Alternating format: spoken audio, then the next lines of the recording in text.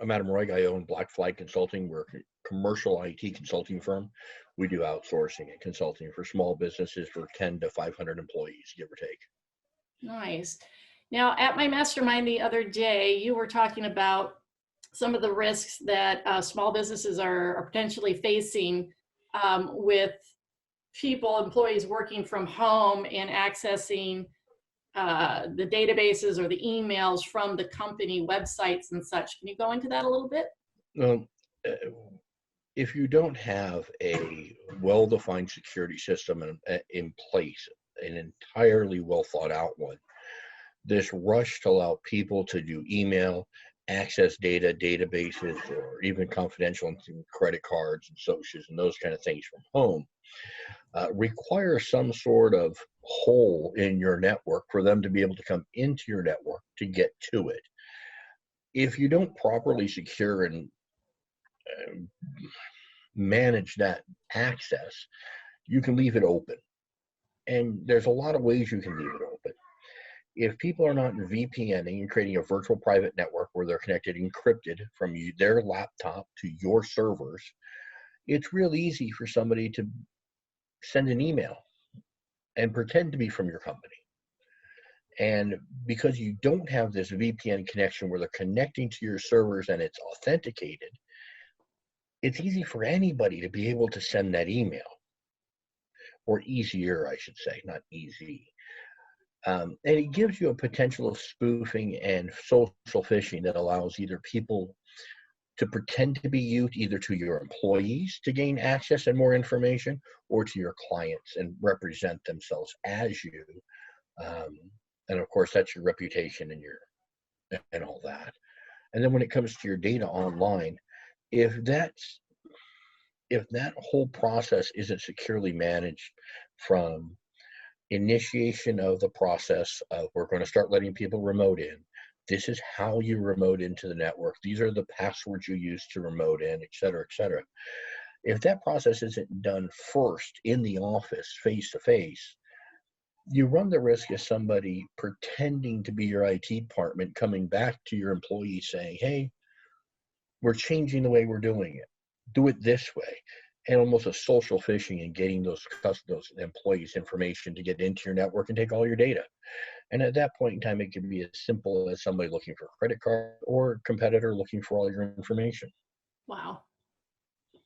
And we're not even going to talk licensing and exposure if somebody reports using VPN tunnels and those kind of things that you're not supposed to be using because you haven't purchased the licensing or the either for your routers or for Microsoft server or whatever it is you're using, and that kind of exposure. But it's not simple to write without planning. So if somebody is already, if you got, with all these stay-at-home orders, if you've got a company that's already started doing this and realized they didn't set up, what can they do now? You need to look at a full route of everything that's data on your server. And it's probably the easiest way to start. It's any kind of data that's on the server. Like for instance, earlier this month, we had a school district have some issues where, because they would allow people to work from home, created a backdoor into their network and very old-fashioned locker type software infiltrated their network.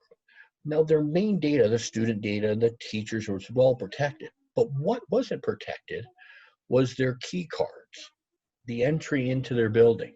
That server had never been backed up, part of the backup schedule, and was never hardened against these attacks. How this played out. New physical security system. It required a virtual server on the network. We got it up and running. We'll come back later and make sure it's backed up and hardened. And then the next fire started at the business, and it just got forgotten, never touched.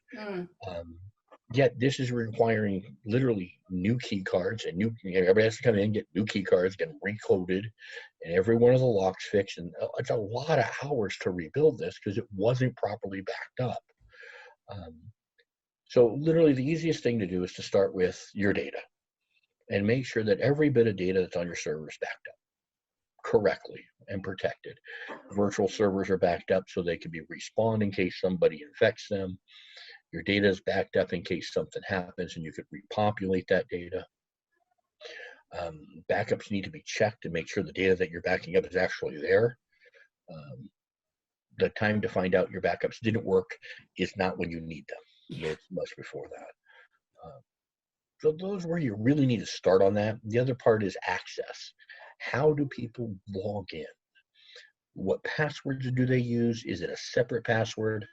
And I know it's a real pain, but your password to access the network either needs to be globally tied to your entire network where it's managed in one place, or it needs to be totally separate from the normal day-to-day logins.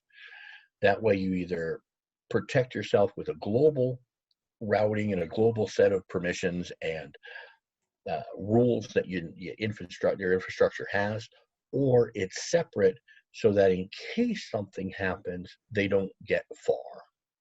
Got it. Got it. Excellent information. Excellent information. Anything else that, say, businesses should be aware of during this time with people working more virtually? And I hate to say this, but employee theft. Because people know that they are in a very tenuous employment position, especially when you might consider sales or any of those peripheral that come and go, and where the data you have is easily usable someplace else.